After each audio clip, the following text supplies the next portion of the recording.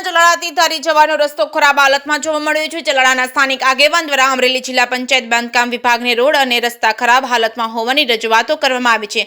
ચલાળાની આજુબાજુમાં ચલાળાથી ધારી, હુડલી, ઝરપરા, ગોપાલગામ, હાલરિયા તેમજ નેસડી જેવા ગામોમાં તમામ રસ્તાઓ ગંભીર હાલતમાં જોવા મળી રહ્યા છે। તેથી લોકો ત્રાહિમામ પોકારી ઉઠ્યા છે। આ ગામડાઓનો વ્યવહારિક રીતે, વ્યાપારિક રીતે પણ જોડાયેલા છે। તેથી અવારનવાર નાના મોટા અકસ્માત સર્જાતા હોય છે।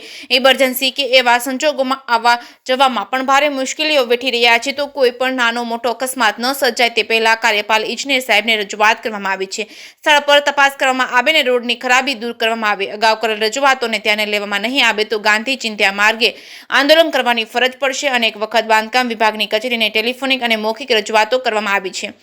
જે કેસની ગુજરાતી સાથે સંજય વાળા ધારી। સાહેબ શું કહેશો?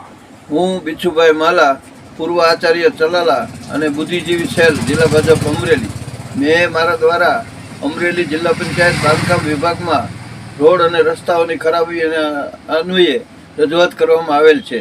ચલાલાની આજુબાજુમાં ચલાલાથી ધારી, હુડલી, ઝરપરા, ગોપાલગામ, હાલરિયા તેમજ નેસડી આ તમામ રસ્તાઓ અતિ ખરાબ થઈ ગયા છે, જેથી લોકો ત્રાહિમામ પોકારી ગયા છે। આ ગામડાઓ છે ચલાલા સાથે વ્યવહારિક અને વ્યાપારિક રીતે પણ જોડાયેલા છે। અવારનવાર નાના મોટા અકસ્માતો પણ સર્જાય છે। ઇમરજન્સીમાં કે એવા કોઈ સંજોગોમાં પણ આવવા જવામાં પણ ભારે મુશ્કેલીઓ વેઠી રહ્યા છે।